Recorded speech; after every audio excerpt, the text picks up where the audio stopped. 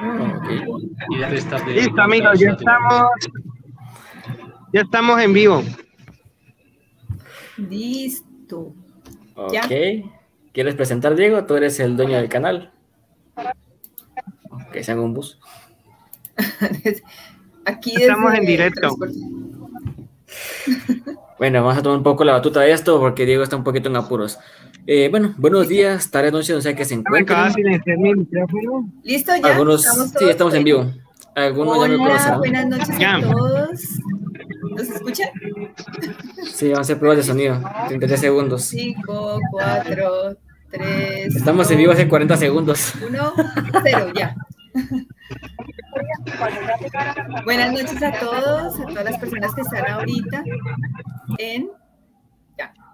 Sí, estamos sí. con retroalimentación, Diego, creo. No, Diego, sí, estamos sí. con retroalimentación. Hola. Diego se fue. Si Sí. se desconecta, creo que lo mejor es seguir sin él, intentar exponer puntos de vista. Oh, bueno, está Diego otra vez. Diego, tenemos como la voz tarde.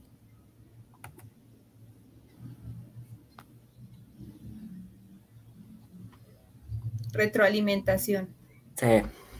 Bueno, vamos. Sigamos, muchachos, porque si no, no terminamos. Entonces, arranquemos. Estamos aquí, escucho mi voz 2 veces, pero bueno. Estamos acá en este directo y escucho, me confunde la voz que está al fondo. Me confunde. ¿Cómo hacemos ahí, Diego? Mi propia voz. No sé cómo le puedes hacer ahí, Diego. ¿Me escuchas? Diego, ¿me escuchas? ¿A mí o al otro? Creo que... Es que escucho mi voz repetida, no sé por qué. Yo no lo escucho repetida, procede. Yo creo que Diego, no contemos mucho con... Bueno, con Diego... Lo de Diego, Exacto, Diego, el del canal, dejó un poquito de lado porque su conexión no está bien. Di si no Diego Colombia o Diego España. Llegó Jonathan Moreno. Y llegó una invitada. Ahí viene la siguiente invitada de Argentina. Llegó María Celeste. Sí, María Celeste. Sí, dijo Colombia, dijo España. No, espérame, me vuelvo a conectar. Bueno. Tomemos la batuta de esto, pues, a ver si pues muy buenos días, tarde, noche, donde sea que se encuentren. Algunos ya me conocerán, un invitado más o menos recurrente en este canal. El día de hoy, damas y caballeros, vamos a presentar lo que es un panel, bastantes autistas en este caso, todos somos autistas de diferentes naciones. Vamos a presentar diferentes puntos de vista en cuanto a lo que es el acceso a la salud pública en los respectivos países. Algunos ya me conocerán, yo soy Rodrigo Barrera, tengo un canal también dedicado a exponer temas de autismo y alguno que otro testimonio. Soy de Guatemala, será un gusto asistirles. ¿Quieren presentarse uno por uno, damas y caballeros? Ya estamos acá, espérame, sí. Entonces ya puedo entrar acá para que yo haga la presentación y ya voy haciendo las preguntas. Hoy estamos en el directo, muchísimas gracias por haberme ayudado mientras estaba fuera del aire. Dale. Bueno, estamos hoy en el directo sobre acceso a la salud de las personas y el famoso certificado de discapacidad que tanto ha sonado por estos días, y es un tema que muchas veces los papás y las mamás no proyectamos a futuro, y que cuando vemos en las personas autistas adultas, vemos que es algo que es necesario y que otras personas prescinden de él. Pero vemos que desde hace muchas décadas ya hemos aumentado los casos de autismo, de diagnóstico, ¿no? Y a finales de los 90, comienzos del milenio, ya los diagnósticos se disparan, ¿no? Que dicen que hay una epidemia de autismo. Pero lo que no vemos es que esos niños diagnosticados hoy, 2022, ya están siendo adultos, ya van por el camino de la edad adulta, ¿no? Las cosas han sido como diferentes porque hay más información, pero igual sigue habiendo muchas barreras. Estas personas diagnosticadas en esas décadas, que ahora son adultos, salen de la adolescencia y se enfrentan a un mundo que no ha cambiado mucho y sigue siendo excluyente, faltan oportunidades, sigue siendo hostil, y a pesar de tener acceso a mucha información, siguen encontrando muchas limitaciones. Pero veo que ahora alrededor, todas las personas que estamos conectadas con el tema del autismo, vemos cómo alrededor del tema se ha creado un activismo, una forma de divulgación que quiere hacer ver a las personas autistas más allá de su diagnóstico médico, pero aún así es el nicho en el cual se está moviendo y en el cual han visto las mayores barreras. Hoy tenemos, no sé si María Celeste ya está, no, María Celeste no ha llegado, entonces demos la bienvenida a los que están aquí en este momento mientras llega María Celeste. Mónica Vidal Gutiérrez, ella es colombiana, ingeniera de sistemas, es una persona autista con más de 8 años de experiencia profundizando en el activismo autista desde perspectivas no patológicas. Es miembro de las juntas directivas de colectivos en primera persona, en la Asociación Autistas de Colombia, Mi Cerebro Atípico y Neuroclass TIC. En redes sociales se le puede encontrar como Aprender a Quererme, Autista Cuestionando Paradigmas. Tenemos también a Diego Sáez Callizo de Zaragoza, España. Muchas gracias por acompañarnos desde la madrugada de España. Estudiante de oposiciones para el gobierno, ¿dices? Sí, oposiciones para el gobierno de su comunidad autónoma, aficionado a la psicología y al autismo en específico. Tiene síndrome de Asperger y en este momento es personal de servicios auxiliares de ordenanza, que ahorita te pregunto de qué va el asunto. Está también Rodrigo Barreras, él es de Guatemala, ya ha estado en el canal, estudiante de licenciatura en psicología, publica videos informativos y testimonios de personas con síndrome de Asperger y está en trámites para estudiar una maestría en organización y gestión humana. Lo pueden encontrar en redes sociales como, tiene un canal, Rodri Popper Aspi. ¿Sí es correcto como lo pronuncié? Así es. Y tenemos a otro invitado famosísimo, él, dueño de este canal. Tenemos a Diego Jonathan Moreno, colombiano. Está desde un autobús atravesando su ciudad, es ingeniero de sistemas, divulgador y creador de contenido de Alaspergiano, representante de personas con discapacidad cognitiva en el Comité Municipal de Discapacidad y hoy fue premiado con una medalla. Entonces, felicitaciones a Diego por su mérito y su logro. Entonces, todos estamos acá bienvenidos y vamos a hablar sobre adultos, discapacidad, certificados y todo esto y verlo cómo sucede pues en su país, cómo lo ven en su país. Primero, mi curiosidad, que es para Diego Sáez, que es servicio auxiliar de ordenanza. Me dio mucha curiosidad. Sí, no, es que las oposiciones que estoy estudiando son del gobierno de mi comunidad autónoma, que mi país se divide en comunidades autónomas. Y la oposición, el trabajo que estoy estudiando, la oposición se llama personal de servicios auxiliares, que también se llama ordenanza. Se lo he dicho a Diego, digo, porque igual en tu país no sé cómo se dirá, pero por eso le comentaba las dos cosas, pero es lo mismo una cosa que la otra. Uh-huh. Bueno, correcto, estamos acá. Esperemos entonces que entre María Celeste. María Celeste es de Argentina, igual la presentamos porque entra y pues para que sepan quién es. Ella es técnica universitaria en acompañamiento terapéutico allá en Argentina, es activista, madre de 3 hijos autistas y ella está en Soy Adulto TEA en Instagram. Igual en la caja de información del video ahí encuentran todos los links de nuestros invitados. Pues comencemos por la primera pregunta que vamos aquí a debatir. Todos ya tienen diagnóstico de autismo, ¿verdad? Todos están diagnosticados con autismo. Sí. ¿Qué tan difícil fue conseguir ese diagnóstico? ¿Por cuántos profesionales tuvieron que pasar para llegar al diagnóstico de autismo? Comencemos por Mónica. Bueno, yo en mi caso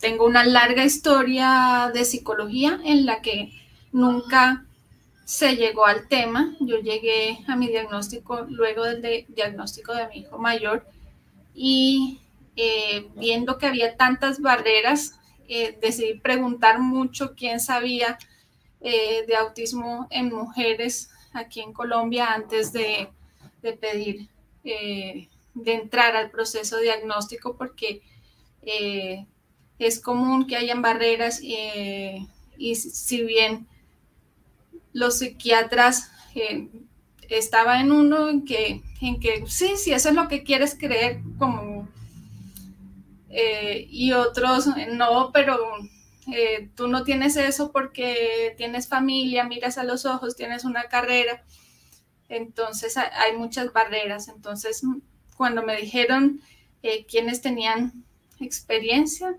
con diagnóstico de autismo en adultos,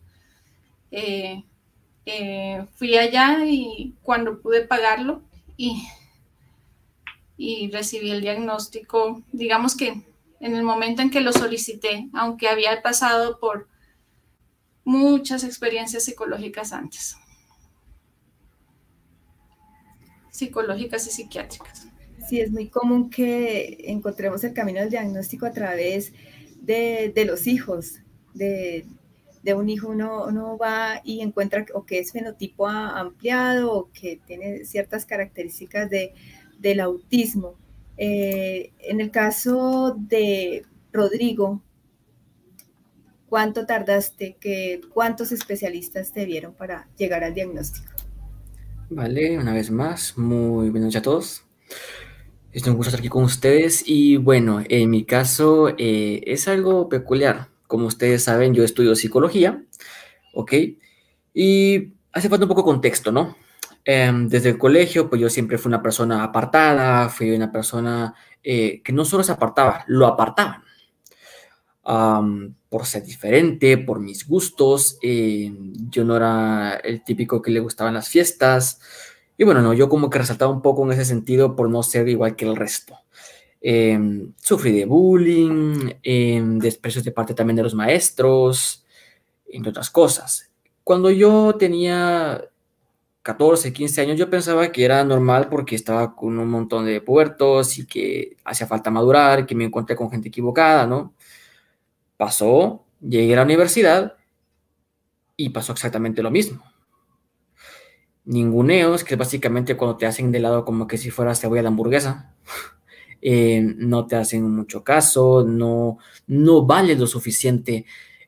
A veces te tratan mal, a veces ni te tratan. Como cuando le das un juguete a un niño y le dices, ten, toma, ve a jugar por allá. Algo así me han hecho en bastantes ocasiones, no me han querido tomar en serio.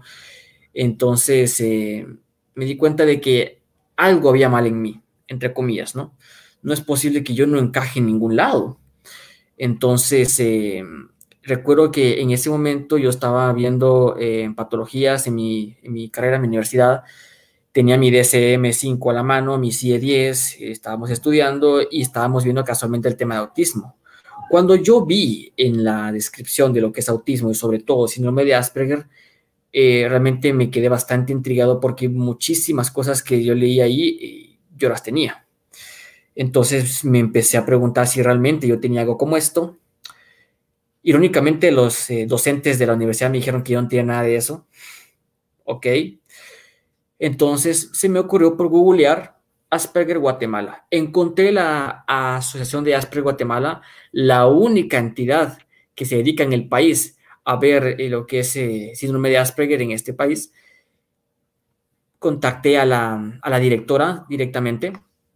Eran épocas de pandemia, año 2020, así que todo era a la distancia, todo era por videollamada. Así que después de pagar unas sesiones y después de que me viera la mismísima directora de Aspergua, me dijo básicamente de que yo soy el ejemplo del libro. No puedo ver a los ojos, tengo gustos restringidísimos y solamente hablo de eso todo el día. No tengo habilidades sociales bastante pulidas que digamos, no entiendo muchas cosas que la gente quiere decir en doble sentido.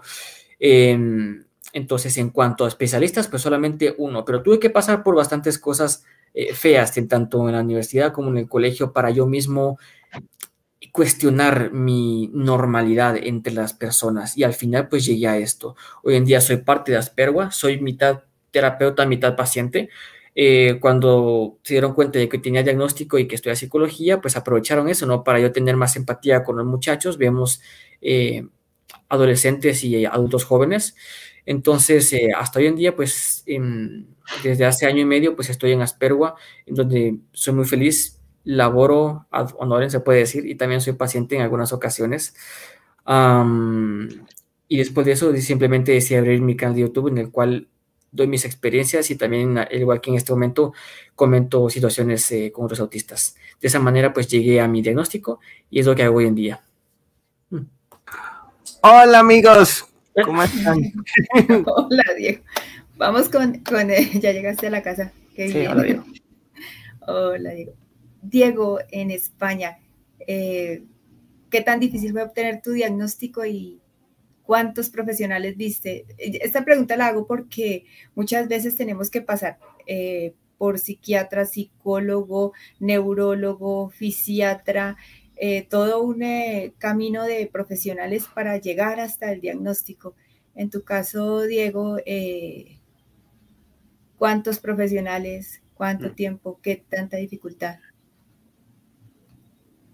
Bueno, realmente profesionales no es que pasase por tantos, pero sí que me pasó una cosa que comenta mucho Diego en el canal, que es que hay veces que muchas personas con autismo tienen depresión o tienen problemas de ansiedad y acaban yendo al psicólogo y diagnosticando un síndrome de Asperger o una patología autista precisamente porque han ido por esos problemas de ansiedad.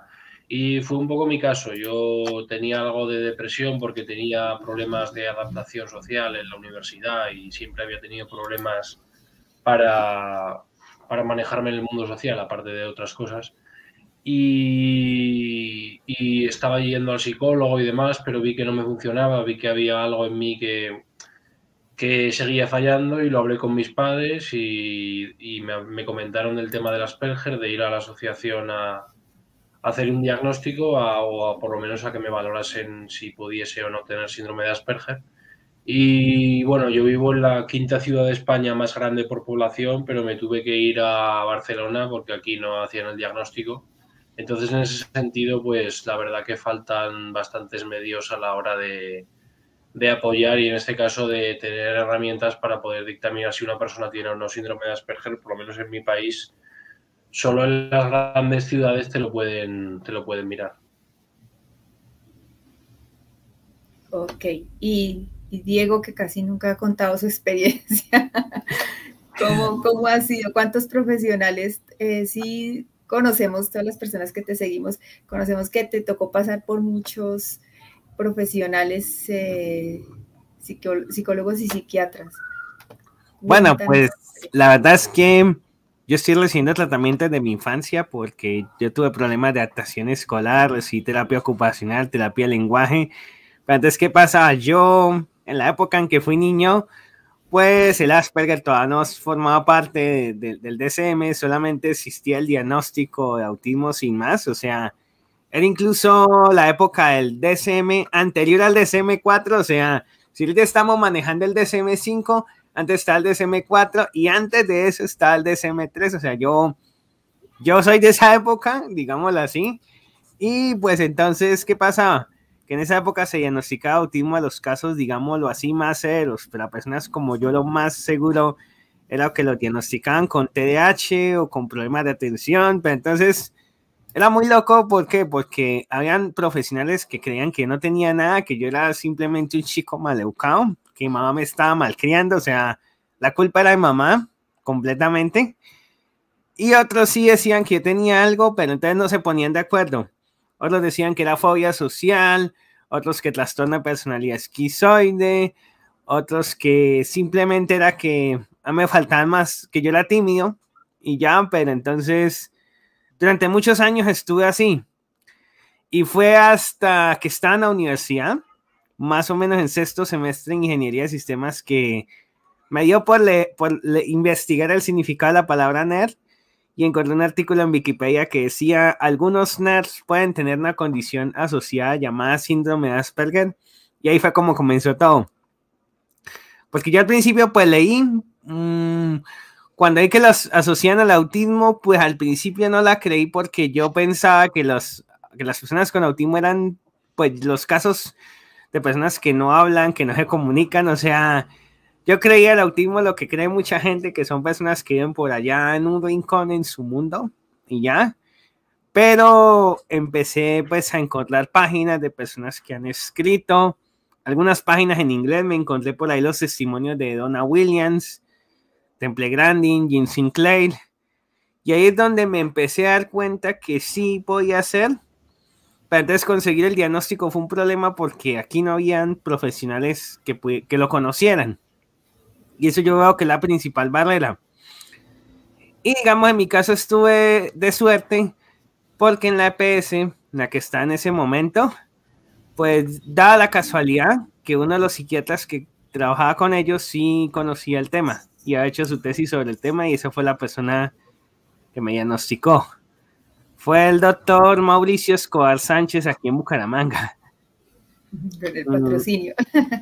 Pero mira, Diego, que uno de, a todos los panelistas, una de las cosas más difíciles que yo creo que uno tiene para obtener con personas con autismo es el certificado no, sino el test de inteligencia. No sé si a ustedes les han pedido en algún momento o han podido realizarse el famoso test de inteligencia, que no está adaptado en ningún lado para el autismo y que en mi caso a mi hijo se lo pidieron para poder entrar al sistema escolar. Entonces, no sé si alguien haya podido hacerse el famoso test de inteligencia, o como en el caso de mi hijo, que dijeron, para el autismo no existe, por lo menos aquí en Colombia, no sé si en España, no sé si en Guatemala, pero por lo menos aquí en Colombia no existe. No sé si tú, Mónica, hayas podido practicarte un test de inteligencia o habérselo practicado a tu hijo. En alguna valoración se lo hicieron a mi hijo, pero me generó mucha desconfianza que el neuropsicólogo no sabía ni siquiera pronunciar Asperger. Decía Asperger y yo, este tipo no tiene ni idea, y decidí no volver. Entonces nunca recogí el resultado porque no iba a confiar en ese resultado. Exacto. A mí me devolvieron el dinero porque no existía, no tenían el test y dijeron, no, te devolvemos tu dinero. Entonces sí. Y en mi caso dicen que alguna vez me hicieron un test y dice mi mamá que salía que yo era muy inteligente, pero los detalles no los sé. Las escalas no. ¿Tú, Rodrigo? Justo en mi familia, así que tendría que ir un momento, pero bueno, en los colegios en los que estuve sí, lo pedían, pero no sé si era requisito, fíjate, porque solamente lo pasaban y yo no simplemente lo llenaba. Y únicamente en mi caso sí decía que se tenía un IQ alto, mi madre siempre presumía de eso, pero sí suelen pasarlo en los colegios, en la universidad ya no me lo pasaron. Deme un segundo. Tranquilo. Tú, Diego España. Primero Diego España, luego te digo. Te escucho un poco cortado. Sí, pero sí, no sé si sea mi internet. ¿Qué preguntabas? Que no te he oído bien. La pregunta es si te han practicado test de inteligencia, si es fácil obtener un test de inteligencia allá en España. Creo que sí es como mucho más sencillo. Allá en España creo que tienen más herramientas que acá en Latinoamérica, Centroamérica.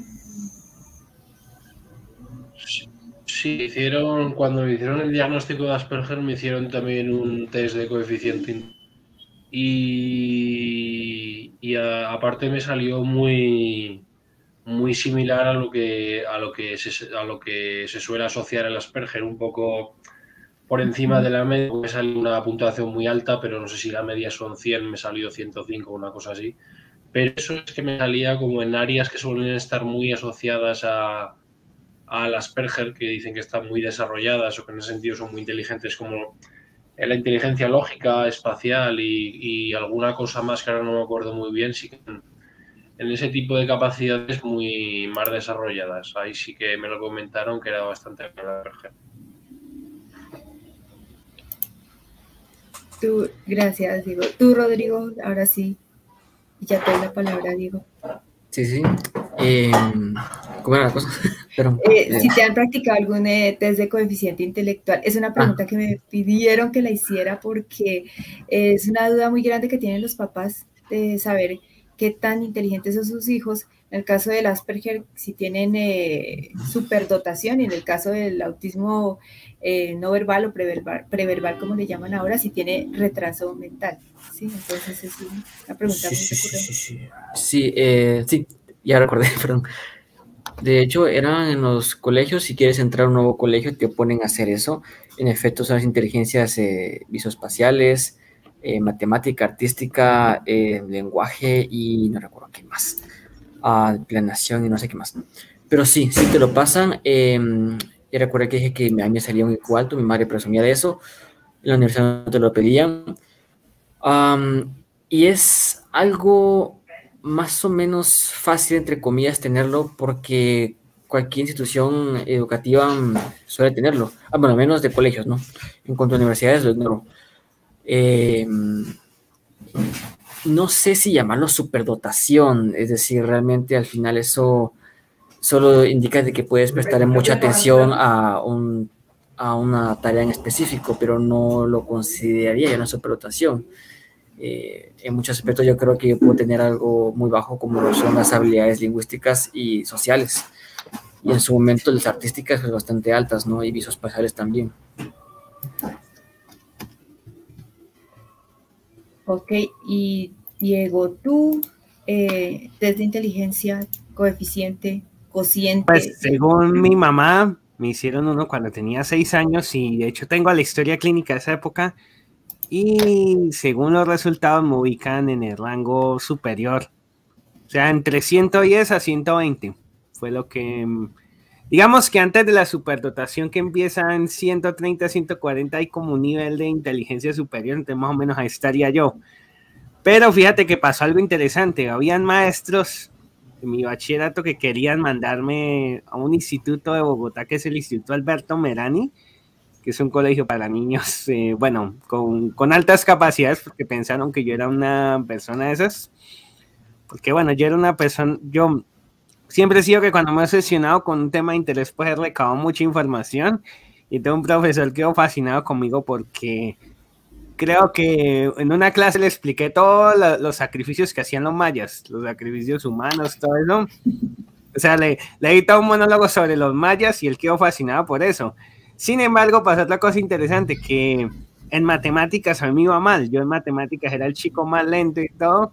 Entonces hubo un momento en que, digamos, en un mismo curso, noveno grado, estaba este profesor que creía que yo era un genio, que iba a mandarme a un colegio especial, pero estaba esta otra maestra que decía no, que yo era el más lento de la clase y todo. Entonces fíjate que pasó una situación muy curiosa así, o sea, de hecho yo averigué cómo era el perfil de una persona superdotada, pero me di cuenta que nada que ver, o sea, sí habían cosas que parecía que como que sí, pero habían cosas que no, y me di cuenta que es algo muy común, es tener un perfil desigual de habilidades, o sea, cosas en las que eres muy bueno y cosas donde más bien estás es por debajo del promedio.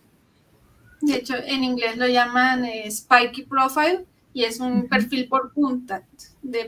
Entonces, hay picos en el perfil en el que la persona sobresale, pero hay unos incluyendo habilidades de la vida diaria en los que puede estar muy por debajo del promedio.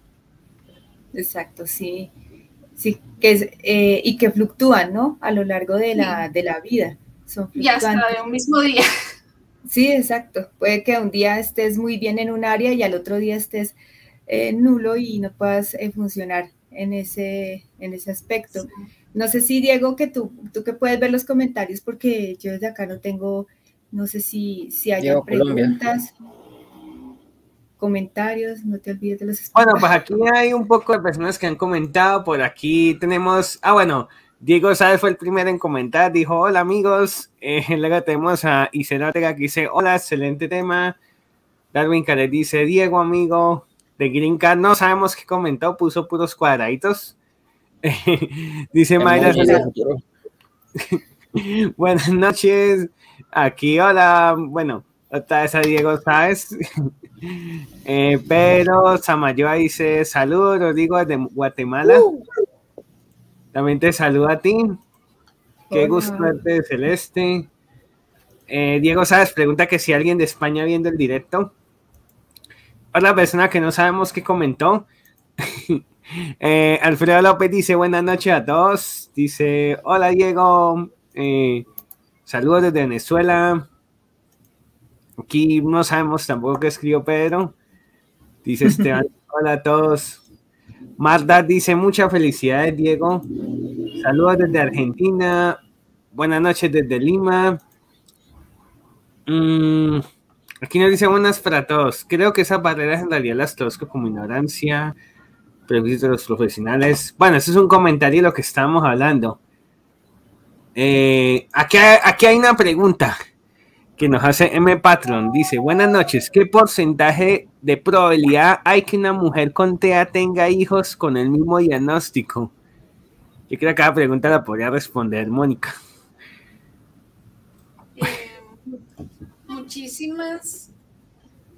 Hay altas probabilidades. Es muy frecuente, sea que una persona con diagnóstico, una persona autista reciba, que tiene diagnóstico, sus hijos posteriormente reciban el diagnóstico, alguno o varios. Y también es muy frecuente que muchas personas autistas lleguemos a nuestro diagnóstico a través de nuestros hijos. Incluso en mi caso, yo en algún momento dudé del diagnóstico de mi hijo porque decía yo, todo por lo que dicen que debería tener un diagnóstico, todos esos rasgos también los tengo yo. Entonces, y hay un fuerte componente genético a nivel de autismo. Que son las personas con las que uno termina interactuando mucho, con personas autistas y Asperger en redes sociales, y la mayoría de chicas son madres de hijos, las chicas autistas son madres de hijos autistas. Entonces por eso es tan importante, porque tienen una sabiduría adicional en todo este tema. Diego, ahí. Aquí pregunta Pedro Samayoa Arenares que cómo le fue en la universidad con el tema de interacción social y cómo lo manejaron. Pues yo durante la universidad yo no tuve amigos, la verdad. Casi no, yo me limitaba a estudiar. O sea, iba a la casa a la universidad y de la universidad a la casa. O sea, lo de ir a bares y todo eso, lo de ligar, rara vez. Sí. ¿Quién más quiere? En mi caso, también, la verdad es que de amigos cero, cosa que en su momento también me puso muy triste. Tampoco era, de hecho, enfrente de la universidad hay un bar. Los edificios tienen por nombre una letra: el edificio A, el edificio B, y el edificio que está fuera de la universidad, que es el bar, es el edificio F. Entonces, algunos dicen vamos al F, ya sabes que después de clases pues van a ir a libar, ¿no? Unos tragos y demás. Yo jamás entré a ese lugar, nunca me apeteció, no me gusta tampoco la cerveza. Y en cuanto a amistades, miren, yo siempre fui de ir de grupito en grupito a ver quién me da más conversación, a ver quién me aguanta, aunque sea una hora de clase y demás. Era cuando llegaba tarde a las clases era difícil porque no había asientos, y generalmente los compañeros y sobre todo compañeras le guardan un lugar, un asiento a sus amigos, sus amigas y demás. En mi caso no, a mí no me esperaba nadie y yo pues tenía que ver dónde me sentaba o si alguien me hacía un espacito, y era como que medio vergonzoso. Oye, ¿será que me puede hacer un espacio? Y caemos a veces más en una mesa, qué sé yo. Era un poco vergonzoso. También cuando hay que hacer equipos, ¿no? Ya todos saben con quién van a ir y yo como que no tengo ningún grupo en específico. Bueno, lo mismo de siempre, del colegio. ¿A quién le falta un integrante? Yo me voy para allá. Era un poco vergonzoso, pero al fin y al cabo pues tenía que hacerlo. Yo prefería hacer mis trabajos solos, de hecho, pero cuando había que hacerlo en grupo pues sí uno pasaba un poco de vergüenza, ¿no? Porque saben que no tienes a nadie. Diego, ¿tú cómo te fue en la Yo universidad? me Sí, Diego alegra que España. hayáis sacado Diego el tema España. porque se me oye, ¿eh? Perfecto, sí, dale. Vale.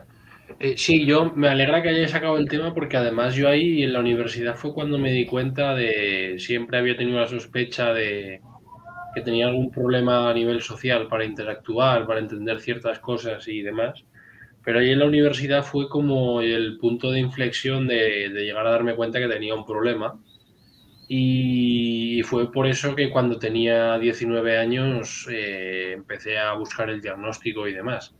Pero, pero sí, de hecho me sentí lo que ha dicho Rodrigo de que vas como yendo de grupo en grupo. Además, no sé qué comentó algo en un vídeo que hicieron hace poco con Diego en su canal que me vi bastante reflejado hablando de esto. Y es verdad que a mí me pasaba un poco lo mismo, que era en la universidad e incluso en el instituto antes, como que no lograba encajar 100% en un grupo.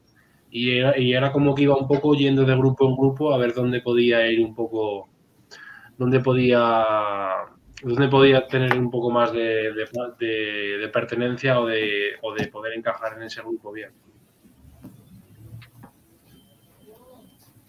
Y Mónica, ¿cómo te fue estudiando en la universidad? Para mí, yo creo que tuve suerte en la universidad y creo que en mi grupo en el que estaba cursando la carrera conmigo había varias personas posiblemente autistas y neurodivergentes, entonces todas esas dificultades que tuve siempre en el colegio, que en el colegio sí tenía el tema de acercarme a un grupito, ya ni siquiera a intentar socializar, sino para que los profesores no vieran que yo no estaba socializando, porque yo ya había perdido la esperanza de socializar. Pero en la universidad sí logré hacer un pequeño grupo de amigos y en el que nos reuníamos para hacer los trabajos o para hacer las cosas y muy de vez en cuando para más socialmente para ir a cine o algo. Ahorita que Mónica menciona la palabra neurodiversidad, me da como el caminito para entrarle al tema, que es importante porque es que se volvió tan viral, digamos, en este nicho de autismo de redes sociales. Yo quisiera preguntarle a todos, ¿qué entienden por neurodiversidad y qué tan bueno les parece esa terminología, ese tipo de concepción, ese tipo de ideología? ¿Cómo la ven desde su conocimiento, desde su país? ¿Cómo ven la neurodiversidad? Comienzo por Mónica, que nos da un contexto, porque tú tienes, me gusta como tu visión de neurodiversidad, y pues comienzo contigo. ¿Cómo ves el tema de neurodiversidad? ¿Cómo lo ves tú? ¿Qué es para ti? Para mí, a mí me gusta mucho la definición de Judith Singer, y el contexto de Judith Singer en el que acuñó la palabra neurodiversidad. Y es como un paralelo, así como hay biodiversidad en los ambientes biológicos, hay una diversidad de mentes a la que se llama neurodiversidad. Entonces, la diversidad es que hay muchas distintas. Ya Kassian Asasumasu posteriormente acuña la palabra neurodivergente para hablar de aquellas mentes que no entran en el neurotípico, las personas cuyo funcionamiento de su mente y su neurología son mayoría. Entonces, Kassian habla que incluso una epilepsia viene a ser también una neurodiversidad. El problema, creo yo, es que se ha perdido esa definición, entonces hay profesionales de salud mental que empiezan a hacer paralelos que esta sección del DSM son los neurodivergentes, hay otros que la usan para decir que el autismo es positivo y la evolución del ser humano. Hay gente que sin conocer bien la palabra la adopta por temas de mercadeo, entonces le restan valor y fuerza a un movimiento de la neurodiversidad que es un movimiento de justicia social, porque trivializan la palabra y le restan su valor histórico y como movimiento de justicia. Gracias, Mónica. Tú, Rodrigo, ¿conoces el movimiento allá de neurodiversidad? Sí. Yo lo resumo en una frase que me encantó y me quedó marcada para toda la vida. Es de Albert Einstein, que dice lo siguiente, aquí lo tengo. Todos somos genios, pero si juzgas a un pez por su habilidad para subir un árbol, vivirá toda su vida pensando que es un inútil. Y eso es algo que repito bastante todos los días. No puedes juzgar a un pez por cómo sube un árbol. O sea, todos tenemos algo en lo que brillamos y no necesariamente tiene que ser en lo que todo el mundo es bueno. Es ahí donde viene la neurodiversidad, ¿no? Un término más que nada pues popular para acuñar, ¿cómo decirlo? Para exponer las fortalezas que cada persona tiene. En este caso, de mi parte, yo siempre fui un fiasco en lo que a la matemática se refiere. Nunca gané un examen de matemática en el colegio, de hecho. Sin embargo, gané una beca para estudiar actuación, al menos un año, ¿no? En lo que se llama Universidad Popular aquí en Guatemala. Mientras a mí se me dificultaba bastante las ecuaciones apenas de primer grado, segundo grado. Y en una hora, 5 ejercicios de matemáticas, que era el examen, de hecho, lograba hacer ninguno. Hacía la mitad de uno, no lo terminaba, la mitad de otro, y así al final tenía yo 23 de 100. Hacía maquetas increíblemente grandes, lograba pintar, por ejemplo, mi pared del FC Barcelona yo solito con tan poca edad. Lograba hacer, por ejemplo, esto yo solo con papel, lápiz y un pincel. Entonces, yo creo que ese término me gusta abrazarlo poco a poco. Cada uno tiene sus fortalezas y yo creo que yo resalté mucho en el artístico. Si pueden ver un poco más mi cuarto. Y no hace falta que todos seamos iguales o que brillemos en lo mismo. A mí siempre se me tildó de burro e inclusive de inútil en el ámbito social, por nunca tener pareja, nunca tener novia, por nunca salir de fiesta, por nunca salir de fiesta con amigos, no tener ni siquiera amigos. Y también se me criticó por las matemáticas, ¿no? Que decían que era fácil y que los demás pasaban porque yo no, si los demás pueden, porque tú no, pues porque yo no soy los demás. Así de simple. Si los demás son monos que suben rápido un árbol, pues yo seré un pez y no puedo subir el mismo árbol, a menos no sin ayuda, y sin embargo, sé nadar mucho mejor que tú. Si quieres te enseño. En eso yo lo puedo resumir.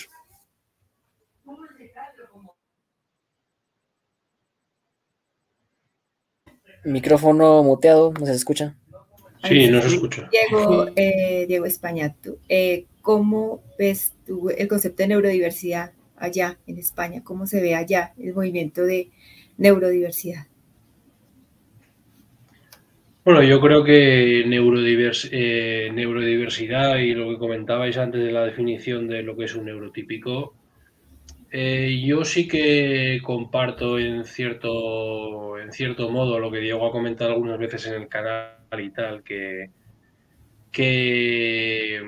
cuando se habla de autismo y cuando se habla de relaciones sociales, sí que es verdad que es importante el tener en cuenta que, bueno, una persona con síndrome de Asperger en mayor o menor medida tiene unos problemas a nivel social que debe tratarse para que no le dé problemas eso a nivel laboral, a nivel de relaciones de pareja, a nivel de relaciones familiares y yo entiendo que cuando se habla de alguien neurotípico quizás se hace referencia a alguien que tiene un nivel mínimo en habilidades sociales o alguien que tiene un nivel mínimo en relaciones sociales, por ejemplo, cuando se dice, que he comentado antes, del trastorno esquizoide, yo leía que había veces que se confundía el trastorno esquizoide con el síndrome de Asperger. Y es que, por ejemplo, personas con ese tipo de trastorno de la personalidad, aunque no se quieren relacionar, a la hora de relacionarse sí que tienen habilidades sociales o entendimiento del mundo social igual más que una persona con Asperger.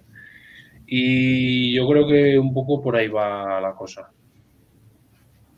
Tú, Diego el aspergiano. Bueno, pues, Resúmelo. pues yo es un tema que conozco desde hace algunos años. De hecho, en este canal hay un video que habla de la neurodiversidad y que no soy yo el que lo explica, sino lo explica una chica de Chile. Bueno, básicamente la neurodiversidad es un concepto bastante amplio porque, primero que todo, es un concepto que no es clínico, o sea, va más allá de lo clínico. Eso es lo importante que hay que entender. Usualmente a las personas con autismo se nos ha definido desde la definición clínica. ¿Qué es la definición clínica del autismo? Básicamente un conjunto de deficiencias, que nosotros somos individuos que tenemos dificultades para esto y aquello. Y ya, como que todo se queda ahí.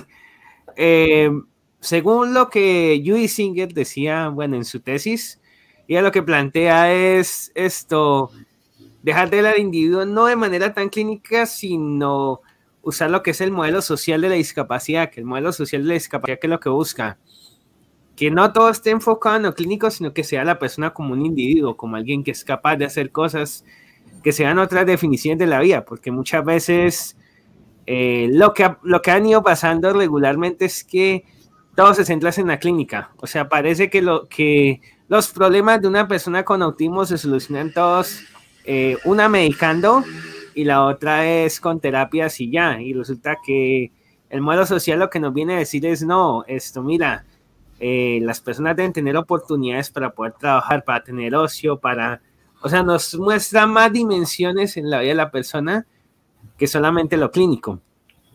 Y el modelo social también intenta explorar lo que la persona puede hacer, las capacidades, o sea, no hace tanto énfasis en las deficiencias, pero la otra cuestión es que el modelo, bueno, la neurodiversidad toma una parte, digamos, del feminismo, que, bueno, es este movimiento que lo que busca... Y el movimiento LGBTI también. Sí, también otro poco de ahí, pero ¿qué es lo que pasa? Que históricamente las mujeres han tenido restricciones a la hora de poder hacer cosas como votar. O sea, digamos, hace, yo qué sé, 50, 100 años, como que estaba muy claro lo que las mujeres podían hacer y lo que no. Digamos, lo que intenta hacer el feminismo hasta cierto punto es hacer ver que la mujer sí puede hacer las mismas cosas que los seres humanos. Bueno, que todo el resto de personas, la verdad, que los hombres. Pero entonces hay una cosa que no me ha gustado y que he criticado yo también un poco, que es que con estos movimientos lo que ha pasado un poco es que, bueno, hay una parte del que se ha vuelto como muy fanática, que se ha convertido como una especie de secta. Ha pasado con el feminismo, ha pasado también con el movimiento de la neurodiversidad. Y como que una parte de él se ha vuelto como una especie de secta dañina. Eso en el último video que hice, el activismo tóxico, intenté como mostrar eso, que o sea, no creo que el movimiento en sí esté mal, o sea, las ideas son buenas, hay buenas intenciones, pero entonces yo pienso que lo que ¿cómo les explico? Hay como que saber utilizar esas ideas, ¿sí? Porque si no, o sea, si caemos en el fanatismo, en el fundamentalismo, pues vamos a hacer una cosa que en lugar de unir a las personas, las divide. Pero igual, yo también creo que en el video que recuerdas de la chica de Chile, decía que los neurodiversos éramos todos, o sea, incluidos los normales, los, digamos, categorizados como neurotípicos, ¿sí? Entonces, que éramos todos, entonces, y ahora se volvió como una división y es una cosa como que estaba confundiendo, pero al final es una forma de pensamiento, por eso es neurodivergencia. Neurodiversidad, o sea, la forma diferente de pensar de cada quien, ¿no? Nadie piensa igual que el otro. Entonces, yo creo que nos estamos enfrascando en una división entre patologías y y no patología, o sea, el normal versus el diagnosticado. Entonces, pero neurodiversidad, yo lo entendí, no sé, que somos todos somos diferentes de pensamiento, ¿verdad? Sí, neurodiversidad de acuerdo a la doctora Nick Walker, es una categoría que no se aplica a un ser humano, sino neurodiverso es una categoría que no se aplica a un ser humano, sino a un conjunto. Entonces, un conjunto es diverso cuando sus individuos son diferentes. Exacto, entonces, todos lo somos. Entonces, estamos en una sociedad que buscamos que sea cada vez más diversa o naturalmente diversa, que no se atente contra esa diversidad. Digamos que pasa, un ejemplo que yo pongo es, por ejemplo, cuando en un campo hay monocultivos, se cultiva siempre lo mismo, hay una mayor necesidad de usar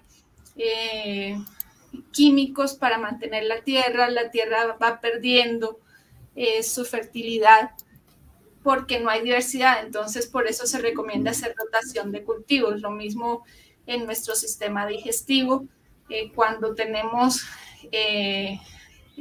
bacterias buenas o microorganismos buenos, o una mayor diversidad de esas bacterias, hay un mejor funcionamiento del sistema digestivo. Sí, necesitamos todo tipo de mentes. Sí, lo que dijo Temple Grandin, hay muchas cosas en las que no estoy de acuerdo, pero en eso sí estoy de acuerdo. Todo tipo de mentes. Mira que, bueno, para todo tipo de mentes. Sí. Y hay el riesgo de que hay personas que malinterpretan eso y se van a un supremacismo de que el Asperger y que el autismo son la evolución del ser humano. Siguiente nivel. No, necesitamos todo tipo de mentes. Claro que sí. Mañana precisamente se celebra el Día Internacional de la Discapacidad. Yo creo que una de las condiciones que menos ha querido encasillarse dentro de del término discapacidad es el autismo. No quieren llamarse así, pero igual están ahí dentro de la normativa patológica que dice, de patologización que dice el autismo es una condición discapacitante. Y en esa medida han pedido o han creado el certificado de discapacidad. Deberían todas las personas con autismo tener certificado de discapacidad. ¿Y eso para qué les serviría? O sea, ¿para qué les serviría a mi hijo? ¿Para qué les serviría a ustedes tener el certificado de discapacidad que a veces es tan difícil de conseguir? Pues comencemos por Rodrigo. Gracias. Es más, espérame, te voy a mostrar aquí rápido. Yo creo que es importante. ¿Por qué? Porque de primeras pareciera que no tenemos nada. Y tengo algo como esto. Esto sirvió en un momento para una salida con los chicos. No sé bien, la atención, mi foto. Y básicamente una breve descripción. Tengo una condición que incluye el espectro del autismo, que es el síndrome de Asperger. Por favor, hable claro, conciso, no me toque a menos a que sea necesario o yo lo indique. Tengo dificultades sensoriales de procesamiento y comunicación y puedo ponerme ansioso y confundido, entre otras cosas. ¿Por qué es necesario algo como esto? Yo siempre he comparado, tal vez no de la forma más correcta, pero es lo más fácil de entender, de comprender, síndrome de Asperger tal vez con el síndrome de Down. Cuando tú ves a una persona con síndrome de Down, su carita, sin ofender a nadie, ves sus ojitos, ¿no? Entonces tú dices, tiene síndrome de Down. ¿Qué dice la gente en automático? Tengámosle paciencia, tengámosle consideración, le cuesta hacer algunas cosas, está en automático, ¿no? Pero uno que tiene Asperger, que dice, básicamente, no tienes nada. O son cuentos, o yo te veo normal, yo te trato normal, y cuando menos sientan, pues se dan cuenta que somos torpes socialmente, se incomodan, nos hacen a un lado o son hostiles con nosotros. Entonces yo creo que es necesario un documento que ampare nuestras palabras. Esto no es un documento tal cual, es simplemente un gafete, pero creo que sí es necesario algo como eso. Entiendo de que algunos digan que no les gusta porque les etiqueta y no les gusta esa etiqueta, pero yo creo que hace más bien que mal esa etiqueta, lo siento, para así evitar este tipo de situaciones, para que en algún momento en empresas consideren nuestra condición para no no sentirnos abrumados. Comento rápidamente un caso de una chica que trabaja desarmando computadoras y limpiándolas parte por parte. A ella le fastidia mucho la sopladora de aire y la ponen a trabajar con eso. Entonces, es algo que se podría evitar si tuviese algo como esto. Está avalado, miren, por favor, no lo pongan a hacer ese tipo de cosas. O mejor dicho aún, dependiendo de la hipersensibilidad o de la neuroplasticidad que esta persona presente, téngale consideración en esto o en lo otro o en lo correspondiente en específico a esta persona. Si a esta persona no le gusta mucha gente, no lo pongan entonces a servicio al cliente o a recibir a las personas. O si a este otro Asperger no le gusta el sonido fuerte, no le pongan una aspiradora con tremendo ruido a la par. Entonces, dependiendo de cada Asperger, usted Asperger, ¿cuál es su hipersensibilidad, fortalezas, debilidades? Esto, perfecto. Entonces ya la empresa o institución educativa lo tomará en cuenta para poder facilitarle las cosas a las Asperger, ¿no? En vez de dificultárselas más como a esta pobre chica. Así que creo que sí, es importante. Pero tú tienes el certificado, este es un gafete que llamas tú como una indicación de que sí, tú tienes una condición, pero sí el certificado oficial que te declare a ti persona con discapacidad en tu país. También lo tengo, está preguardado y me serviría en cualquier caso, pues me lo pidan. Aunque puede ser un poco contraproducente, pero no por nuestra culpa. Comento también rápidamente otra situación. Por ejemplo, ahora que estoy en estas vueltas de la maestría y demás, va a ser mucho más fácil conseguir empleo con algo afín a mi carrera, ¿no? Entonces, con mi familia estamos discutiendo, oye, y si es contraproducente decir que tienes Asperger, van a decir, no, va a ser difícil tratar con esta persona, mejor no la contratemos. Pero esa no es nuestra culpa, es decir, no tenemos la culpa de haber nacido así, sino la culpa sería de las empresas por no considerar la diversidad de las personas y decir, no nos sirve, cuando realmente sería todo lo contrario, sería tan ordenado, tendría realmente sus horarios tan fijos que nos puede servir de mucho. Aunque a algunos les parezca mezquino, sea tan perfeccionista, pero las empresas tendrían que verlo de ese lado. Así que yo considero personalmente, es una opinión, no es regla, no es mandamiento, que creo que sí será mejor tener un documento que nos avale y que encima de todo muestre nuestras fortalezas para con los demás, para con una empresa o inclusive una institución educativa. Ok. Diego, en España, ¿tienes certificado de discapacidad? ¿Para qué te ha servido? Sí, a mí me la reconocieron hace un par de años, me reconocieron, no sé cómo funciona ahí en otros países, pero aquí tienes que tener más de un 33% para que te reconozcan la discapacidad. Y si pasas de un 65, o sea, ya es discapacidad de un grado mucho mayor, o sea, ya te dan una pensión de invalidez y demás. A mí me dieron un 37%, o sea que ya tenía reconocida la discapacidad. Ya tenía una serie de derechos especiales, como por ejemplo a la hora de contratarme en una empresa, a la empresa le dan más facilidades fiscales y más, digamos, facilidades a la hora de contratar a alguien así. Luego las empresas también tienen que cubrir un cupo mínimo de discapacitados. Y para estudiar oposiciones o para ser funcionario también lo tienes unas plazas reservadas. Y me gusta mucho el ejemplo que ha puesto antes, la frase de Einstein de si juzgas a un pez por su capacidad de trepar un árbol, se va a pensar que es un inútil. Y aparte hace poco vi una entrevista que le hicieron al presidente de la Asociación Asperger de Madrid, aquí en mi país, y lo decía que es algo un poco triste en el tema del Asperger porque, bueno, una persona, por ejemplo, con autismo severo, con síndrome de Down, pues por desgracia la mayoría o casi todos tienen cierto retraso mental y es un impedimento bastante grave a la hora de trabajar, pero realmente las personas con Asperger, aunque a nivel social o a nivel de relaciones puedan tener ciertas dificultades, a nivel lógico, matemático y de otras habilidades decía que era una fuerza laboral poco aprovechada, porque incluso podrían rendir más que otras personas neurotípicas en según qué tareas si se les adaptase el trabajo a su necesidad, pero incluso sería algo que para las empresas y para la sociedad podría ser hasta rentable, porque en determinados temas, incluso